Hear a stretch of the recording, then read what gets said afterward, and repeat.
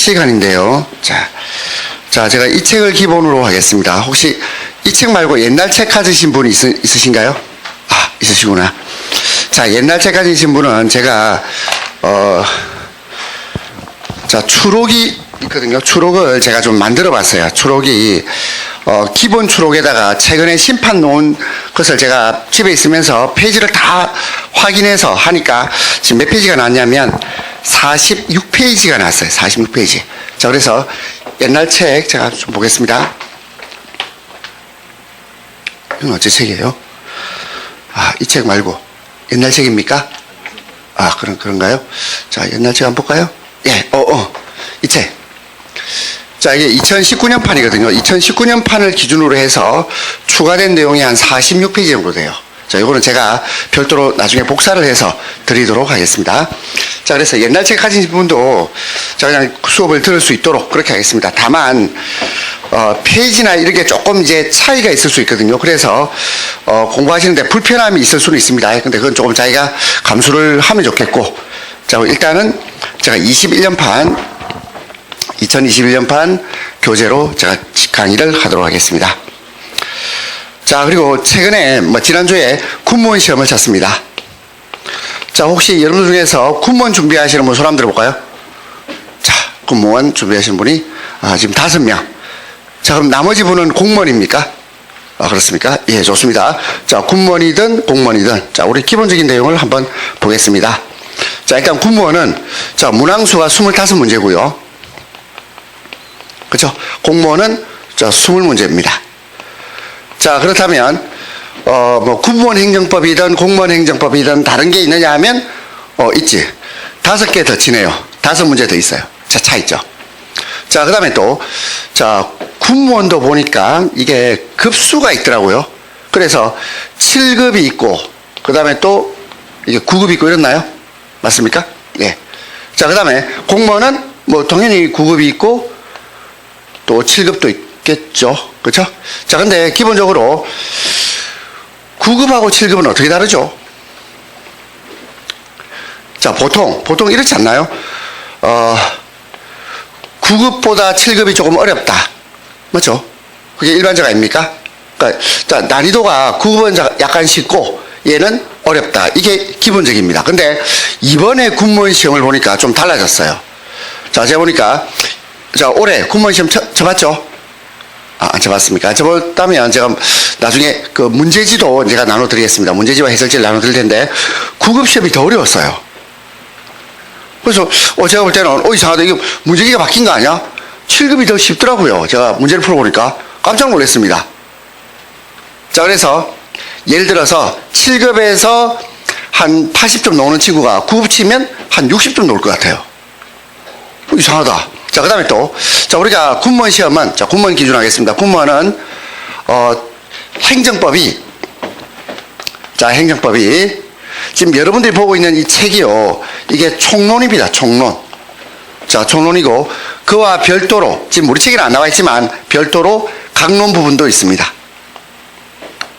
자, 그러면 여러분들이 가지고 있는 책은 행정법 총론인데, 그러면 군무원 시험에서는 어떻게 놓냐면 총론에서 한 20문제? 강론에서 한 5문제? 보통 이렇게 나와요.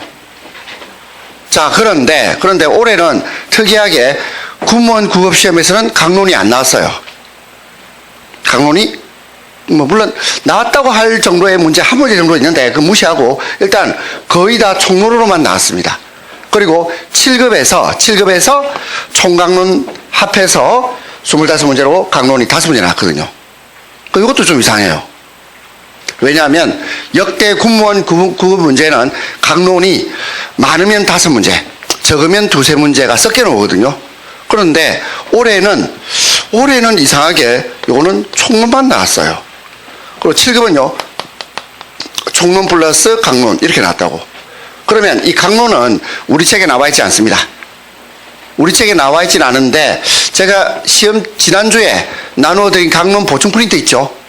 제가 대충 맞춰보니까 그 보충 프린트에서 거의 다 나왔어요.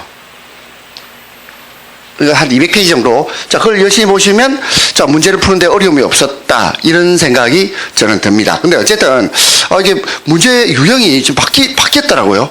그래서 저도 놀랐어요. 자, 그래서 올해 2020년 군무원 문제를 제가 이제 나중에 해설지하고 다 나눠드리겠지만, 국업이 훨씬 어려웠다. 그리고 국업에서 강론 문제를 볼 수 없었다. 그리고 제가 수업 시간에도 항상 총론 열심히 하고 강론은 방어적으로 공부한다 이렇게 이야기하지 않았던가요? 총론 위주로 공부한다 그랬죠. 그래서 국업 준비하시는 분은 총론 위주로 공부했으면 이게 나름대로 의미가 있었고 7급까지 준비하시는 분은 강론 5문제를 봐야 됩니다. 그리고는 제가 프린트물로서 충분히 대비할 수 있다 이 생각이 들고요. 자, 그 다음에 이제 공무원 준비하시는 분. 자, 공무원 준비하시는 분은 뭐 국업하고 7급 주로 이제 국업 하시겠죠. 자, 그는 국업은 행정법 총론. 자, 총론만 칩니다. 그렇죠? 총론만 치는데. 자, 그리고 7급은 이제 강론까지 치고요.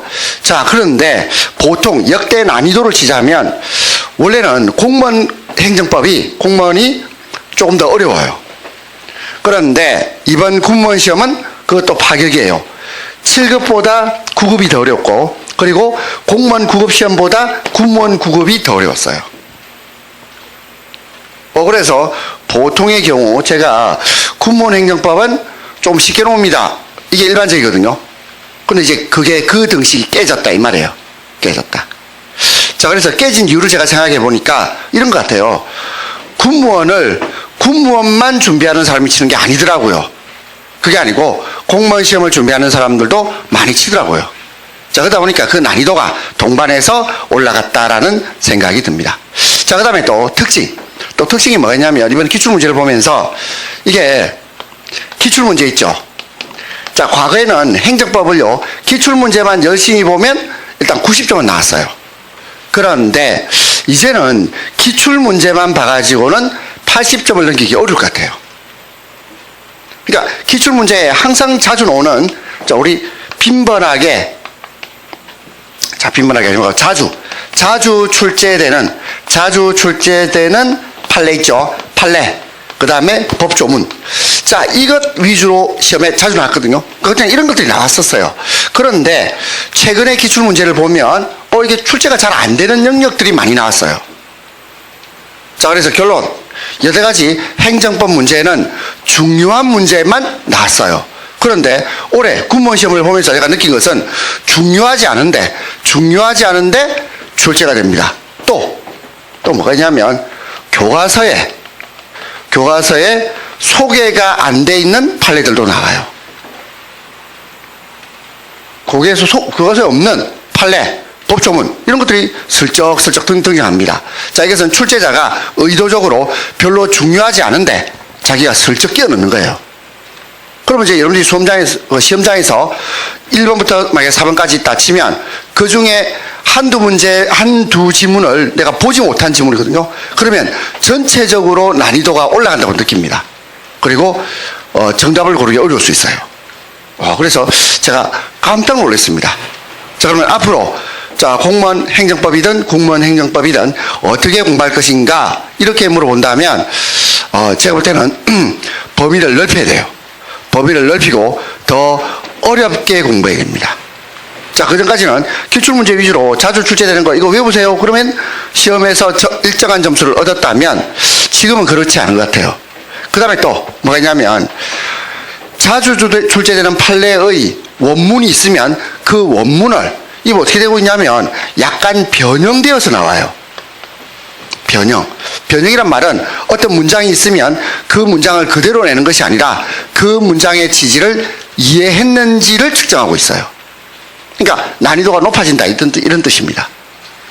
자, 그래서 여러분들이 아마 군무원이든 공무원이든 공직에 이제 들어가려고 할 텐데 이거 좀 더 어려워지는구나 이런 생각이 듭니다. 그 외에는 나머지 과목에 대해서는 제가 판단하기 좀 그렇고 나머지 과목도 그렇죠. 교재에 없는 내용들이 많이 나오죠. 예를 들면 국어 그렇지 않나요? 국어에서 실제로 여러분들이 기본적인 교재에서 많이 봤던 지문 말고 생소한 것들이 많이 나오지 않던가요? 자, 그런 형태입니다. 자, 그래서 여러분들을 조금 더 경쟁 속에서 밀어넣는 그런 어떤 패턴의 출제가 되고 있어서 저도 깜짝 놀랐어요. 자, 그래서 자, 행정법이 단순 암기를 가지고 할 수 있는 그런 과목이 결코 아니라는 것. 그리고 충분한 이해를 바탕으로 해야 된다는 것. 그리고 또 중요하지 않은 판례까지도 공부해야 된다는 것. 그리고 또 가끔씩 교과서에 소개 안 돼. 우리 교과서를 그랬지만 요 교재입니다. 교재 소개되지 않은 판례들도 등장한다는 것. 자, 이런 것들을 염두에 둬야 되겠습니다. 자, 그러면 자, 어쨌든 뭐 군무원이든 공무원이든 행정법을 어떻게 공부할 겁니까? 이렇게 물은다면 일단 행정법은요. 제일 출제 가능성이 높은 것은 결국 판례입니다. 자, 그래서 판례를 열심히 공부해야 된다. 판례. 자, 그럼 판례가 뭔지 한번 볼까요? 판례라는 것은 이겁니다. 대법원 판결예. 자, 이 예라는 말은 뭐냐면 대법원 판결이 이렇게 계속 누적되었다 이런 뜻이야. 대법원 판결이 계속 누적되잖아요. 그러면 이 대법원 판결예를 법원이 따르거든요. 이게 구속력이 생겨요. 자, 근데 이 판례는 자, 나중에 공부하겠지만 자, 이것은요 법률상의 구속력은 아니야. 자, 법률상의 구속력은 아니고 자, 이 구속력은 사실상 구속력이에요. 근데 사실상 구속력이지만 이건 따르지 않을 수가 없기 때문에 결국 구속력이 있는 거나 다름없어요. 사실상 구속력이 있습니다. 그래서 일단 행정법을 공부할 때는 판례 나왔다. 무조건 줄치고 이해, 암기 이게 꼭 필요해요. 그리고 최근 군무원 기출문제를 보면 그 판례가 중요하든 중요하지 않든 모든 판례를 다 섭렵할 수 있도록 하셔야 됩니다. 자, 그 다음에 또 이제 판례 봤죠? 판례 봤으면 자, 그 다음에 이제 법조문입니다. 자, 법조문도 좀 지엽적인 법조문들이 많이 나오더라고요. 그러니까 별로 중요하지 않은데 법조문을 어디서 구석에서 끄집어내서 여러분들의 실력이 아니죠. 정확히 말하면 얼마나 꼼꼼하게 공부했는지 이 테스트를 합니다. 그래서 법조문에 대한 이해 그리고 암기. 자, 근데 모든 내용을 다 기억할 수는 없거든요. 그러니까 결국 법조문을 이렇게 만들었을 것이다라고 추측할 수 있어야 돼요. 자, 그래서 판례와 법조문. 자, 그 다음에 세 번째는 학설. 학설은 학자들의 주장 이거거든요. 자, 근데 판례하고 법조문 공부했죠. 그러면 학설은 제가 보니까 출제 가능성은 거의 제로에 가깝습니다. 학설은 거의 출제되지 않는다. 출제되어 본들 지문 1개, 2개 이 정도예요. 그래서 상대적으로 학설은 그다지 중요하지 않다. 자, 그래서 판례, 법조문 이 두 가지. 자, 이 두 가지에 중점을 두셔야 됩니다. 자, 그리고 다만 군무원 준비하시는 분은 이거 강론 이거 해야 됩니까? 이제 이런 문제가 생기는 거예요. 그리고 여태까지는 강론을 조금씩 했었는데 올해 시험은 특이하게 9급에서는 강론이 거의 안 났어요. 안 나오고 7급에서는 5문제 우리가 예상한 대로 5문제가 나왔고요. 자, 그러면 내년 시험 여러분이 내년 시험까지 준비하실 거 아닙니까? 내년 시험은 어떻게 대비할 겁니까? 하면 좀 모르겠어요. 왜냐하면 여태까지는 9급에서 강론이 나왔거든. 근데 올해 살짝 안 보였어. 그러면 앞으로 안 나온다는 뜻입니까? 뭐 알 수 없죠. 그렇지 않나요? 그럼 내년에 나옵니까? 그것도 알 수 없어요. 다만 예측할 수 있는 것은 일단 시험 범위가 9급이 행정법 총론 이렇게 돼 있으면 모르겠는데 그게 아니고 그냥 행정법 하면 총론과 강론을 모두 포함하는 개념이에요. 그래서 결론. 자, 제가 여러분들하고 계속 수업을 여러 번 하면서 항상 하던 이야기입니다. 우리는 항상 총론 위주로 한다. 총론 위주로 하고 이 총론 내용 속에 강론 내용이 포함되어 있어요. 그래서 총론 위주로 꼼꼼히 공부하고 그리고 강론은 이거는 그때 조금씩 범위를 넓힌다. 뭐 이 정도로 하시면 됩니다. 그리고 제가 지난주에 나눠드린 요 강론 프린트물 있죠. 이 프린트물 가지고 이 5문제를 거의 다 풀 수 있어요. 이렇게 정리하는 게 좋지 않을까? 뭐 저는 그렇게 생각합니다. 자, 그렇지 않으면 너무 범위가 넓어지거든. 그리고 실질적으로 여러분들이 힘써야 될 것은 총론이에요. 자, 그리고 그 총론은 자, 2021년 요 책 한 권 있죠. 요 책 한 권에 있는 내용을 거의 다 이제 이해하고 그리고 여기 있는 것을 응용할 수 있으면 그러면 됩니다. 자, 그리고 옛날 책 2019년판 가진 사람은 제가 추록을 자, 이게 46페이지 정도 되거든요. 자, 추록이 이제 46페이지 정도의 어떤 분량이 여기에 추가가 됐어요. 추가된 것은, 자, 지금 복사기가 상태가 안 좋아서, 제가 며칠 전에 이제 복사를 부탁드렸는데 아직까지 복사가 안 돼 있는데요. 자, 결국 이제 복사해서 여러분한테 나누어 드리는 걸로 그렇게 하겠습니다. 그러면 그 옛날 책 가진 사람은 이제 선택권이 있어요. 어떤 선택권이냐면, 책을 바꾸는 방법도 있어요. 자, 근데 제 생각에는 이 책 가지신 분은 복사 되겠죠. 요걸 가진 사람은 바꾸는 것은 별로 좋지 못할 것 같아요. 여기에서는 별로 많이 바뀐 게 없거든요. 그보다는 2019년판 가진 사람은 바꿀 필요가 있어요. 우리 2019년판 가지고 있죠. 자, 그분은 한 번 더 생각을 해볼 필요가 있습니다. 자, 계속 써야 되나 말아야 되나 고민을 해보는데 어쨌든 46페이지 정도 바뀌었다는, 그러니까 추가됐다는 걸 말씀을 드리겠습니다. 자, 그리고 2020년판이죠. 2020년판 가진 사람은 제가 또 별도로 표시를 해놨거든요. 이게 추록에다가. 자, 나중에 그걸 또 말씀드릴게요. 자, 그리고 이 정도 하면 되겠고요. 그래서 결국 여러분들이 공부하는 내용은 주로 판례 위주로 공부한다. 자, 저도 수업을 판례 위주로 하겠습니다. 판례, 법조문, 판례와 법조문.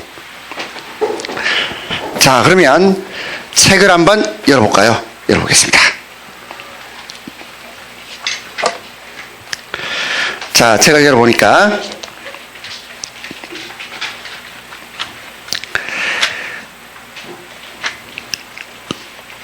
자, 일단 목차부터 한번 볼까요? 목차. 자, 우리 공부를 좀 저한테 수업을 한두 번 들으신 분들이 있기 때문에 자, 목차를 가지고 일단 한번 확인해 봅시다. 자, 먼저 행정법을 공부하기 위해서는 제일 먼저 무엇에 대한 이해를 해야 될 것 같습니까? 당연히 행정에 대한 이해를 먼저 해야죠. 그렇죠?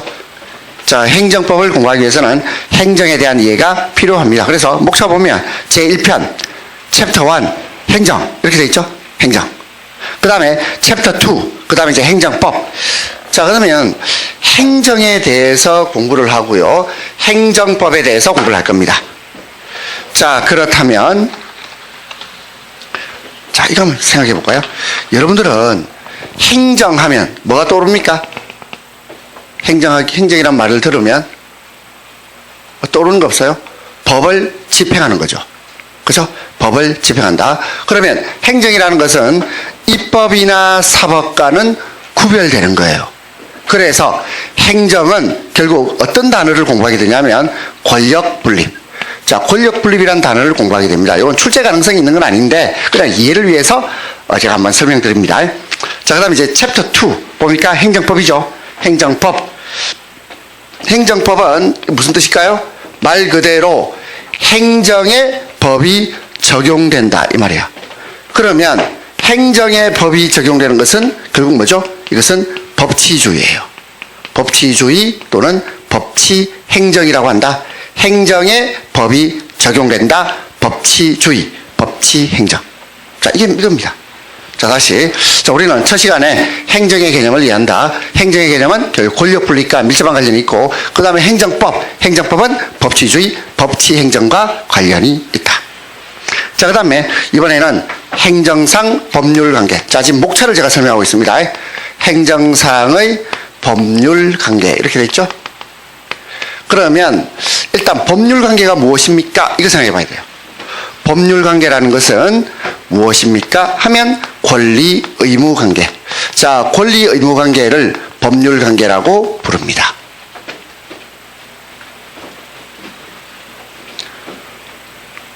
그죠? 자, 그러면 이 권리라는 단어 있죠? 권리라는 단어. 자, 이 권리라는 단어를 다른 말로 한번 바꾸어 볼까요? 뭡니까, 이 권리가? 권리라는 말, 다른 말로 바꾸면 이것은 공권, 이렇게 돼요. 공권. 자, 공권이란 말은 공법상의 권리. 공법상의 권리. 자, 그리고 이 공권은 다시 둘로 쪼개집니다. 하나는 국가적 공권이 있고, 국가적 공권이란 말은 국가가 개인에 대해서 가지는 힘. 그리고 또 개인적 공권. 개인적 공권은 개인이 국가에 대해서 가지는 힘. 공권이란 말이 결국 힘이란 뜻이야. 힘. 주장하는 내용, 힘. 그러면 행정상 법률관계에서는 뭐가 제일 중요할까요? 여기서는 개인적 공권이라는 단어가 중요해요. 그래서 여러분들은 열심히 개인적 공권을 공부하게 돼 있어요. 자, 그런데 이 개인적 공권은 나중에 가면 갈수록 계속 범위가 확장되면서 개인적 공권을 다른 말로 바꿔보세요. 자, 우리 공부 좀 하신 분은 바로 나이죠. 개인적 공권. 예, 법률상 이익. 자, 이 말 나와야 되는데요. 자, 안 나오면 이거 좀 제가 볼 때는 공부를 좀 이상하게 하고 있는 건데, 법률상 이익 또는 개인적 공권. 또 그리고 법률상 이익 있는 자는 행정소송에서 뭐가 되는 거죠? 원고가 될 수 있죠. 원고 적격. 그렇죠? 개인적 공권, 법률상 이익, 원고 적격 전부 연결되는 개념이에요. 그렇죠? 자, 그 외에도 넓은 의미에서는 또 소의 이익 이렇게 부르기도 합니다. 자, 근데 이 정도 하시고, 자, 어쨌든 이 내용들을 공부할 것이다. 자, 그 다음에 법률 요건과 법률 사실. 자, 법률 요건과 법률 사실은 이런 개념입니다. 법률 사실과 법률 사실이 모여서, 자, 법률 사실과 법률 사실이 모이면 법률 요건이 되고, 그 법률 요건이 충족이 되면, 법률 요건이 충족되면 법률 효과가 발생합니다. 그리고 이 법률 사실은 하나의 법률 사실일 수도 있고, 또 아니면 여러 개의 법률 사실일 수도 있기 때문에 제가 이렇게 표현할게요. 자, 그러면 이 말의 의미는 뭐냐면 이런 거예요. 자, 지금 여러분들이 법을 결국, 자, 법조문, 법을 이해를 해야 되거든. 법을 이해하고 그 법을 적용한 것이 판례라고. 그럼 여러분들도 어떤 생각을 해야 되냐면, 제가 예전에도 수업 시간에 말씀드렸지만, 내가 판사라면 어떤 판결 내릴까? 이 생각을 항상 해야 돼요. 왜냐하면 교재 없는 판례들이 나오거든요. 그러면 내가 판사라면 이 사안에서 어떻게 판결 내릴까? 항상 생각하면서 공부해야 돼요. 왜냐하면 기계적으로 암기해버리면 이 판결을 또는 법조문을 기계적으로 암기해버리면 문제는 시험장에서 기억이 안 나요. 기억이 안 납니다. 자, 어떤 예를 들어볼까요? 자, 우리 학생. 자, 혹시 다른 사람의 전화번호 몇 개 외우고 있습니까? 3개. 3개 외우고 있어요? 더 외울 생각은 없었습니까? 없습니다. 왜요? 핸드폰 보면 되잖아. 단축키 돼 있잖아. 느낌 오죠? 자, 근데 저는요, 예전에 삐삐 세대였거든요. 제가 학창시절에는 삐삐를 차고 다니면서 그 삐삐 전화번호를 뜨는 걸 보고 전화해주고 뭐 이렇게 했었어요. 그런데 제가 그 당시에 전화번호를 한 100개 정도 외웠어요. 그럼 제가 네 머리가 참 좋은데, 그게 아니고 그냥 그 외우는 게 필요했거든요. 전화번호, 친한 친구들 전화번호 있죠. 친한 친구 전화번호 뭐 기타 등등 웬만한 전화번호는 제가 외우고 있었던 것 같아요. 내가 필요해서. 근데 핸드폰이 등장하면서 그 외우는 개수가 현저히 줄었어요. 그리고 저는 지금은요, 전화번호 외우는 게 하나도 없어요. 그 외울 필요가 없지. 뭔가 느낌이 옵니까? 내가 외울 필요가 없으니까 안 외우더라고요. 자, 마찬가지예요. 지금 여러분들이 법조문을 그냥 대놓고 암기하려고 해보세요. 판례도 마찬가지고 암기가 잘 안 돼요. 그리고 금방 잊혀져요. 결국 이해가 중요합니다. 근데 그 이해라는 것은 나름대로 기준을 가지고 적용하는 것이 이해도를 높이는 거거든. 그래서 자, 지금 제가 뭘 말하고 싶냐면, 항상 내가 판사라면 어떤 판결을 내릴까? 이 말은 판사들은 항상 이런 생각을 해요. 요건에 해당하는가? 그러면 효과가 발생할 것이다. 항상 이런 관점에서 법을 해석합니다. 그러니까 여러분들도 마찬가지. 항상 어떤 사안을 볼 때는 이 요건에 해당하는가? 그리고 효과가 발생하는가? 이런 관점에서 접근해야 돼요. 이거는 이제 차차 이제 조금씩 익혀지게 됩니다. 자, 그 다음에 이제 행정입법. 자, 행정입법이란 말은 말 그대로 행정부가, 자, 이게 주어입니다. 주어. 입법, 법을 만든다. 이거 동사 이렇게 할게요. 행정부가 법을 만드는 것을 행정입법이라고 그래요. 그러면 행정부가 입법을 만드는 것은 여러 가지 종류가 있습니다만은, 자, 우리가 기본적으로 법규명령과 행정규칙 이렇게 나눌 수가 있고, 이게 항상 출제가 됩니다. 출제는 항상 된다. 자, 이 두 가지 구별, 성질 특징 이런 것들을 잘 이해하셔야 됩니다. 자, 그리고 공부 좀 하신 분은 이 정도만 해도 이게 뭐 어떻게 구별되는지 바로 뭐 말해줄 수 있죠. 자, 우리 조교 한번 말해볼까요? 차이점. 법규는 국민의 권리 의무에 관한 사항을 정하고 있다. 그래서 이걸 이렇게 말할 수 있죠. 법규의 성질을 가진다. 그렇죠? 법규성이 있다. 그러면 행정규칙은요? 이거 다 외우고 있네. 행정규칙은 행정청 내부의 사무처리 규정. 그럼 이걸 다른 말로 하면 법규성이 없다. 법규성이 없다. 이렇게 표현해요. 그 외에도 많은 차이점이 있거든요. 이걸 차례로 공부하게 될 것입니다. 자, 그 다음에 출제 가능성이 제일 높은 영역 중에 하나인데 행정행위. 행정행위를 공부할 겁니다. 그리고 이 행정행위는 우리가 보통 처분이다, 처분이 아니다 할 때 처분, 이 처분하고 같은 말로 보면 된다. 같은 말인데 똑같은 말은 아니기 때문에 뭐 비슷하다. 보통 이렇게 설명해요. 행정행위는 처분과 유사한 개념. 같다 해도 되고요. 아니면 저는 조금 더 정확하게 비슷하다. 이렇게 하겠습니다. 자, 그리고 이 처분의 개념은 어디에 나와 있죠? 행정절차법, 행정심판법, 행정소송법에 처분의 개념이 나와 있어요. 이걸 외워야 돼요. 자, 처분의 개념 중요합니다. 자, 그 다음에 이제 행정이 봤으면, 그 다음에 이제 비권력적. 자, 지금 제가 목차를 한번 써보고 있는 거예요. 비권력적 행정작용. 비권력적 행정작용. 이렇게 돼 있죠. 자, 그러면, 자, 보세요. 지금 목차가 이렇게 돼 있다니까. 행정입법 있고, 행정행위 있고, 그 다음에 비권력적 행정작용 이렇게 돼 있거든. 그러면 목차를 이렇게 썼을 때는 뭔가 이 세 개는 구별된다 이 말 아니겠습니까? 일단 어떻게 구별되냐면 행정입법은 이거는 법이야. 법. 행정행위는 이거는 법을 집행하는 작용이야. 법을 집행하는 작용이야. 그런데 자, 제가 묻고 싶은 것은 행정행위하고 비권력적 행정작용은 어떻게 다릅니까? 어떻게 다르죠? 지금 목차 보라. 행정행위 있고 그 밑에 비권력적 행정작용이 있잖아. 그럼 이거 왜 이렇게 목차를 나누어 놨죠? 자, 여러분들이 그냥 맹목적으로 공부하면 안 되고 자꾸 생각을 해야 돼요. 아니, 얘도 행정행위도 행정작용이겠지. 근데 여기는 꼭 찍어서 비권력적이다 이렇게 말을 썼단 말이야. 그 말은 행정행위는 권력적이다 이 말이죠. 이해되나요? 자, 다시 행정행위는 그 속성이 권력적이야.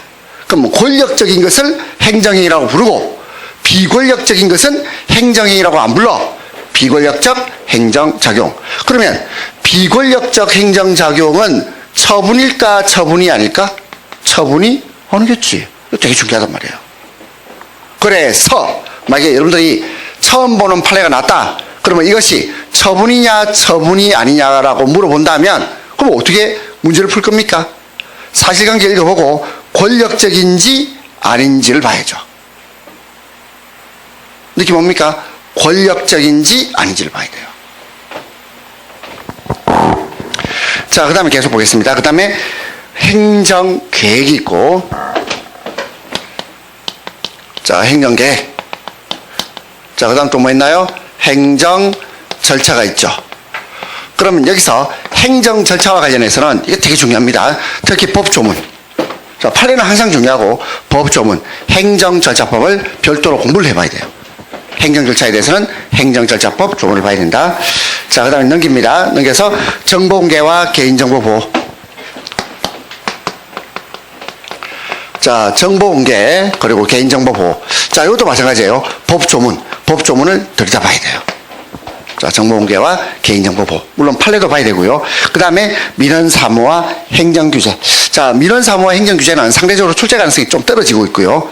그 다음에 이제 3편 의무이행확보수단. 자, 제3편 의무이행확보수단에서 강제집행, 그 다음에 즉시강제, 그리고 행정조사. 자, 이거부터 이제 쓰지 않겠습니다. 안 쓰고 책을 볼 텐데, 강제집행과 즉시강제와 행정조사, 어떻게 구별되는지, 이거 중요해요. 자, 그 다음에 특히, 강제집행의 종류는 4가지가 있죠. 강제집행의 종류, 이 4가지를 구별하고 개개의 사안을 공부를 하셔야 됩니다. 자, 먼저, 첫 번째, 뭐가 있죠? 자, 첫 번째, 대집행. 두 번째, 집행벌 이행강제금. 세 번째, 직접강제. 마지막으로 강제징수. 자, 지금 제가 두 문자만 땄는데 강제집행의 종류 4가지. 이건 반드시 논다봐야 돼요. 자, 이게 어떤 내용인지가 살짝 떠오르면 좋겠고요. 그 다음에 이제 적시강제 있고 행정조사 있고 그 다음에 그 밑에 행정벌 그리고 그 밑에 새로운 의무이행 확보수단 그 다음에 이제 제4편 가서 행정구제. 자, 행정구제는 사전적 구제제도와 사후적 구제제도가 있습니다. 특히 사후적 구제로서 손해전보 그리고 행정쟁송 손해전보와 행정쟁송 모두 다 중요하죠. 그리고 손해전보는 손해배상과 손실보상, 행정쟁송은 행정심판과 행정소송. 자, 만약에 행정법에서 난이도가 높아졌다 이러면 주로 심판이나 소송에 관한 문제가 많이 나오면 난이도가 높아져요. 자, 이렇게 해서 행정법 총론을 여기까지가 총론입니다. 총론인데 근데 이 총론 내용 속에는 강론에 관한 내용이 상당 부분 포함되어 있어요. 이미 포함되어 있고 그리고 또 추가적인 강론에 관한 내용은 제가 프린트물을 통해서 그때그때 보충을 하는 걸로 그렇게 하겠습니다. 자, 이제 책을 열어봅니다.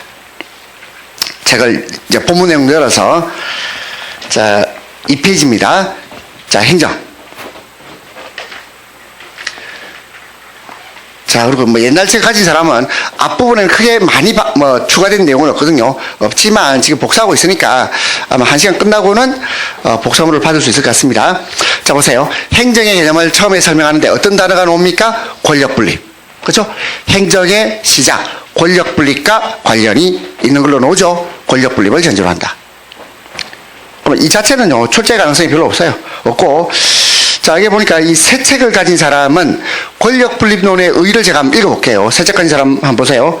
자, 그리고 옛날 책 가진 사람도 한번 쭉 한번 읽어보겠습니다. 자, 권력분립은 뭐라고 돼 있죠?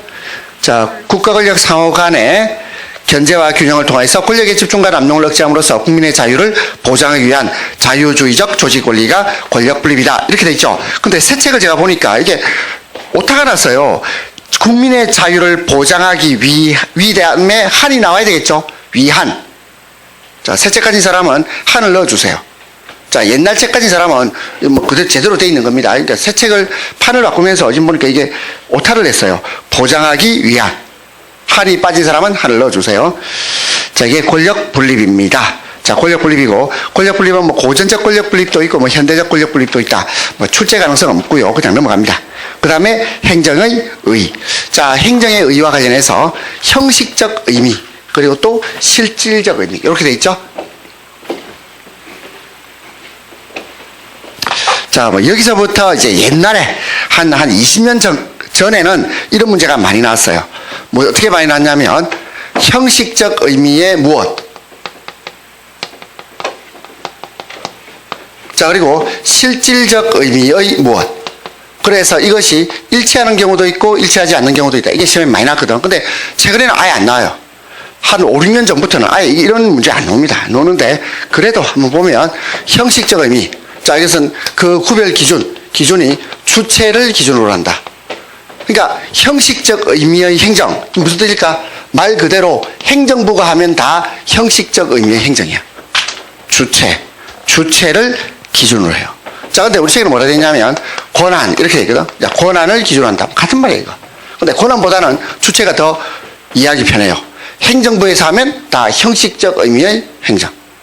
그러면 실질적 의미, 이건 뭐지? 요 실질이란 말은 내용이나 성질 이런 거야. 그래서 성질을 기준으로 한다. 그러면 실질적 의미의 행정이란 말은 결국 법을 집행하는 작용이다. 뭐 이런 뜻이야. 이해되나요? 그래서 여러분들이 봐야 될 것은 뭐냐면 이 두 개가 일치하지 않는 거 이런 걸 봐야 돼요. 예를 들어 볼게요. 자, 이제 공부할 때 뭐 이런 걸 한번 신경 써 보세요. 형식은 무엇이고 실질은 무엇인데 이게 일치하는 게 아닌 경우. 그럼 일치하는 게 아니란 말은 이런 거겠지. 형식은 행정인데 실질은 뭐 해볼까? 입법인 경우. 이게 어디 있는데? 여기 있지. 행정입법. 행정부가 법을 만드네? 그럼 이건 뭐라고? 이것은 형식은 행정, 실질은 입법. 또 해볼까? 또 형식은 행정인데 실질은 사법인 거. 어떤 경우지? 형식은 행정인데 실질은 재판하는 거야. 재판하는 거. 법을 해석하고 선언하는 거. 이건 뭐겠습니까? 대표적으로 통고처분 이런 거 있죠. 통고처분. 이런 것들이 형식은 행정, 실질은 사법, 또는 형식은 행정, 실질은 입법, 뭐 이런 거. 자, 그러면 이런 것들이 어디에 나와 있는지 표로 아마 나와 있을 것 같은데 한번 찾아볼까요? 자, 4페이지.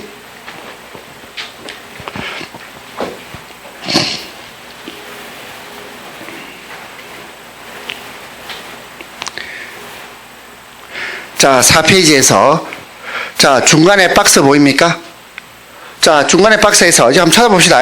형식적 의미의 행정. 이렇게 이거 찾았습니까? 자, 지금 찾기가 좀 애매할 것 같은데, 지금 제가 박스를 이렇게 형식으로 보면 여기에 행정이 있지. 행정이 있고. 맞나? 이렇게 되나? 형식은 행정. 그리고 실질. 자, 그림을 어떻게 그리는 거야? 여기 실질. 실질은 여기 보니까 여기 처음에 입법돼 있나? 입법, 그 다음에 행정, 그리고 사법 이렇게 돼 있고, 그럼 제가 뭘 보라는 뜻이죠? 형식은 행정인데 그 실질이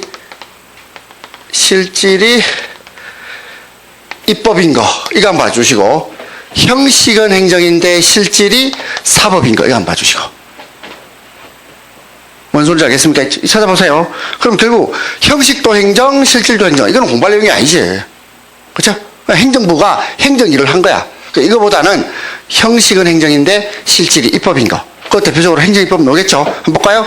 자, 있네. 긴급명령. 그리고 행정입법. 찾았습니까? 긴급명령, 행정입법. 자, 그 다음에 형식은 행정인데 실질은 사법인 거. 사법인 거. 법원의 판결과 유사한 거. 자, 대표적으로 행정심판의 재결. 그렇지? 그리고 또 배상 결정. 그리고 또 있네. 통고처분. 자, 이런 것들이 다 출제 가능성이 아주 높아요.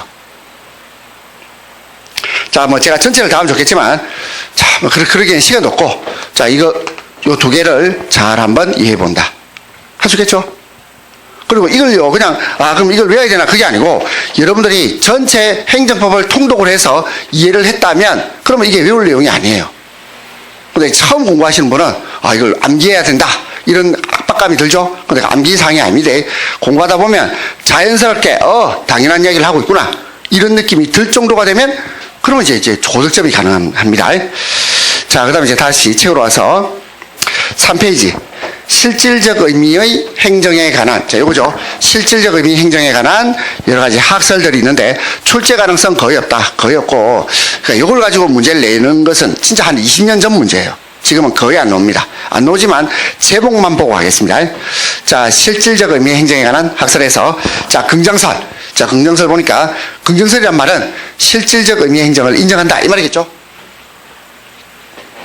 자, 그래서 긍정설 보면 소극설, 공제설, 또 적극설에서 자, 목적설, 그리고 양태설 또는 결과 실현설.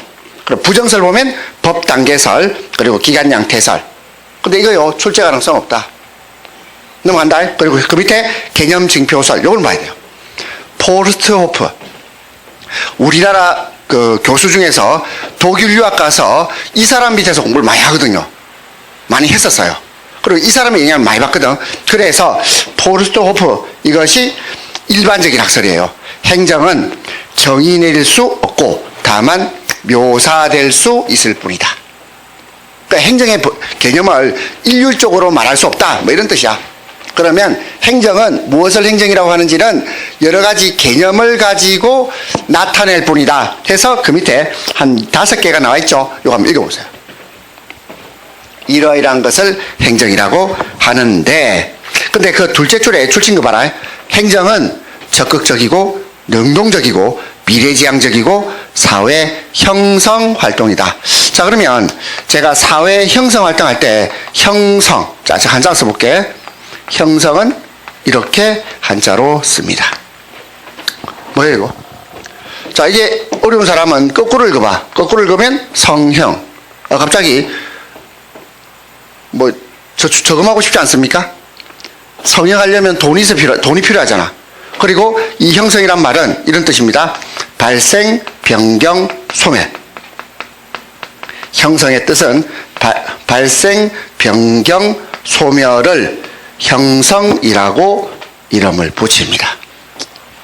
그러면 사회의 형성작용이다. 무슨 말이죠? 사회에서 새로운 것을 만들어내거나 바꾸거나 또는 없애거나 이런 작용을 행정이라고 하겠다 이 말이다. 그래서 형성이란 말은 다음에 또 나오죠? 많이 나옵니다. 앞으로 이 형성이라는 단어를 적어도 한 10번 정도 볼 거예요. 근데 이게 첫 시작이 여기서 붙습니다.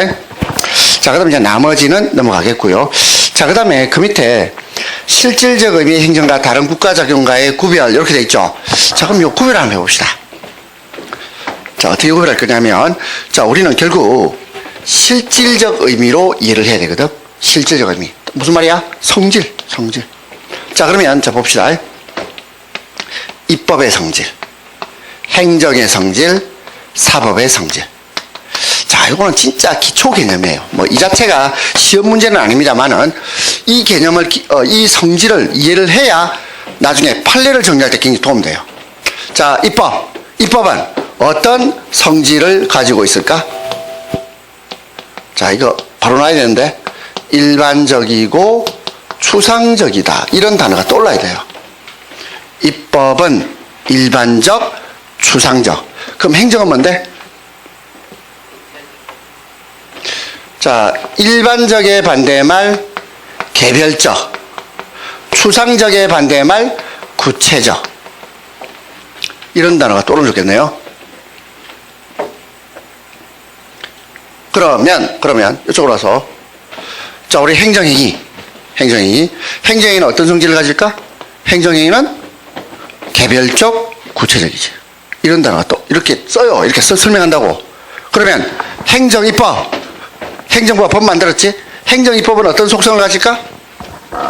일반적이고 추상적이지. 이런 단어가 나온다고. 자, 그럼 조금 더 합시다. 일반적이다. 무슨 뜻입니까?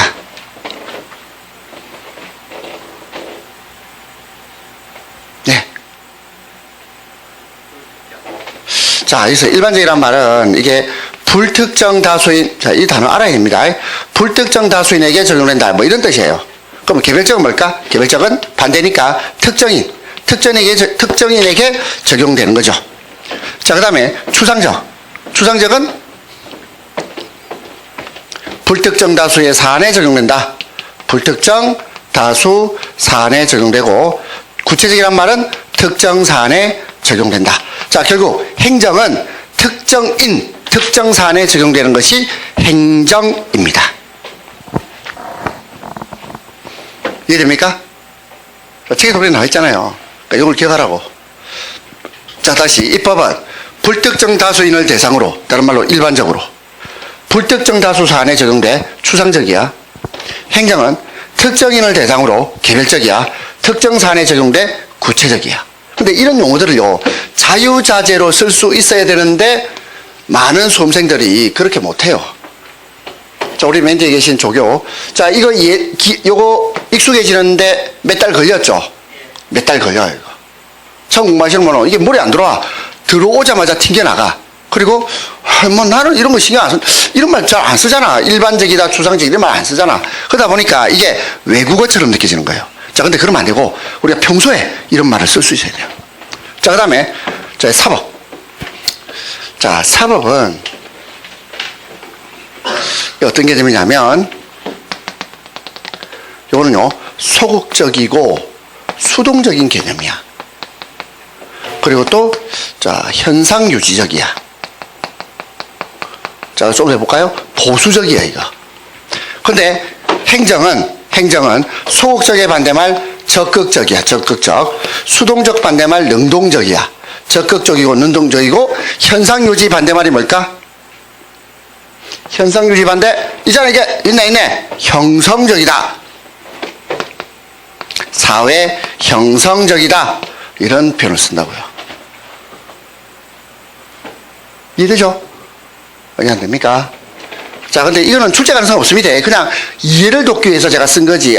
이거 외워야 되네. 이게 아니고, 외워야 될 거는 이런 단어들은 지금 외워야 돼. 내가 동그라미 친 거 4개는 외워야 돼요. 근데 나머지는 이해만 하면 되지. 굳이 외울 필요 없다. 자, 그래서 우리가 입법, 행정, 사법의 성질, 속성, 이게 대해서 한번 확인해 봤어요.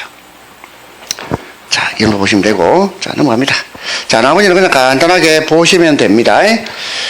자, 그 다음에 우리는 5페이지. 통치행위로 갑니다.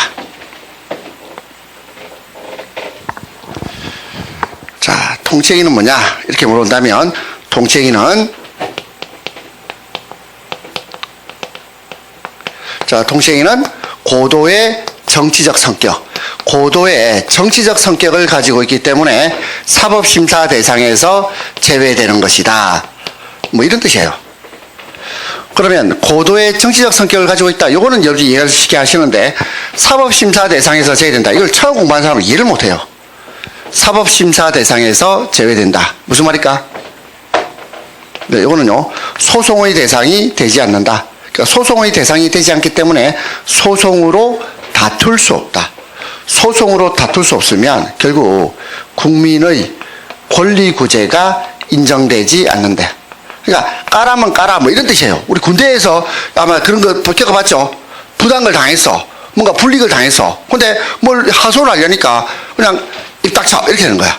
그럼 이것이 바로 사법심사 대상에서 제외된다. 소송의 대상에서 국민의 권리구제 대상에서 제외돼 버리는 거예요.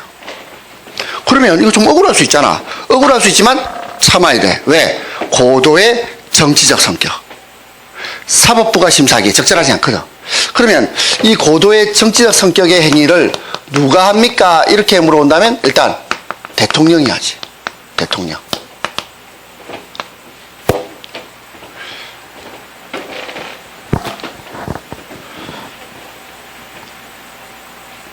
자, 그러면 통치행위를 대통령이 하죠. 그죠? 근데 대통령만 하냐? 그건 아니야. 또 정치적 기관이 있죠. 국회.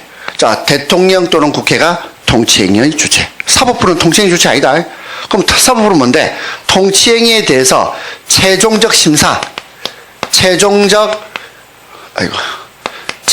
심사를 어디서 하지? 통치행위인지 아닌지 심사를 이거를 법원, 사법부에서 해요. 사법부에서 해서 만약 통치행위라고 인정되면 그러면 사법심사 안 한다 그랬지? 그러면 사법심사 안 한다는 말의 뜻이 뭔데? 각하한다. 각하. 소송에서 거부. 소송 대상에서 제외. 각하라는 말. 그럼 일단 여기서 중요한 것은 각하라는 말을 기억해야 돼요. 자, 그렇다면 여러분이 상식적으로 생각하세요. 그러면 이러한 통치행위는 오늘날 범위를 넓힐까요? 줄일까요? 국민의 권리 구제가 안 되는 사각지대잖아. 그러면 여러분 머릿속에 통치행위의 범위는 오늘날 좁혀야 된다 이런 느낌 들어야 돼요. 이해됩니까? 통치행위 자체를 부정할 수 없잖아. 왜? 현실적으로 대통령이나 국회가 정치적 행위를 하잖아. 안 그래요? 자, 지금 문재인 정부 들어서 강남 집값이 얼마나 뛰었는지 압니까? 제가 방금 뉴스 보고 왔는데 50%가 뛰었대요. 자, 여러분이 만약에 창원에서 아파트 한 채 가지고 있다. 그러면 서민이죠. 기생충은 면한 거 아닙니까? 서민이죠. 자, 근데 그리고 이제 아파트를 한 채를 가지고 보유하고 쭉 살아가요. 그러면 평생 서민이에요. 근데 강남에 내가 아파트를 한 채를 구입했어요. 그러면 이게 몇 년 지나면 5억, 6억, 10억 이렇게 올라와 있다고. 좀 이상하지 않나요? 우리가 보통 집을 소유한다는 것은 내가 외부의 어떤 침해나 아니면 위협으로부터 안전을 보호받는 그 정도 개념 아닙니까? 근데 이것이 불로소득으로 이렇게 집값이 뛰는 거, 이걸 막아야 되겠죠. 그 막는 방법 중에 뭐가 있냐면 서울에 가면 여러 가지 녹지 지역들이 있어요. 녹지라고 해서 숲이 우거진 지역, 우리 창원에 참 많더라고요. 이제 그거를 전부 다 해제시켜 버리는 거. 해제시키고 그걸 전부 밀어내고 아파트를 짓는 거. 그러면 환경은 엄청나게 침해가 되겠죠. 환경은 열악해지지만 집값은 좀 나름대로 잡을 수 있겠죠. 그럼 그에 대해서 말들이 많았어요. 말들이 많았는데 노무현이란다. 문재인 대통령이 어제 뭐랬냐면 그린벨트 해제는 없다. 그러니까 녹지는 보호하겠다. 이렇게 이야기해요. 그럼 이게 뭔데? 통치행위지. 대통령이 딱 교통정리 해줬단 말이에요. 그럼 이에 대해서 소송으로 다툴 수 있나? 안 된다고 이거. 그런데 아무리 대통령의 행위라 할지라도 이것이 국민의 기본권하고 관련되면 그러면 이건 또 소송의 대상이 되도록 해줄 필요가 있겠죠. 그래서 결론부터 내리겠습니다. 결론. 우리나라 입장, 우리나라는 통치행위 개념. 자, 통치행위 개념 자체는 인정한다. 개념은 인정합니다. 그러면 개념을 인정한다는 말은 뭐야? 사법심사 안 하겠단 말이야. 통치행위 개념을 인정한다. 다만, 자, 좀 더 쓸게요. 통치행위 개념을 인정하지만, 다만, 그것이 국민의 기본권 침해와, 자, 국민의 기본권 침해와 직접 관련되는 경우에는, 그때는 사법심사 대상에서 제외하지 않습니다. 사법심사가 인정된다. 이렇게 보고 있어요. 이게 결론이야. 우리나라 입장. 우리나라는 통치행 개념을 부정하지는 않습니다. 하지만 그것이 국민의 기본권 침해와 직접 관련되는 경우에는 사법심사 된다. 근데 통치행위는 사법심사 안 되는 건데. 자, 뭔가 혼선이 빚어지면 안 되겠죠. 우리는 통치행위 개념 자체를 부정하는 건 아니야. 하지만 원칙적으로는 사법심사 안 되지만 예외적으로, 다만이 결국 예외란 뜻 아이가. 예외적으로 국민의 기본권 침해와 직접 관련될 때는 권리구제 해주겠단 말이지. 이게 결론이에요. 그러면 이제 이 결론에 관한 판례들을 좀 보실 필요가 있습니다. 그 판례가, 자, 판례 전에 이미 뭐 학설하고 뭐 이론적 거 쭉 있죠. 자, 이거는 조금 쉬었다가 하도록 하겠습니다. 자, 칠판 지우지 말고 놔둡니다.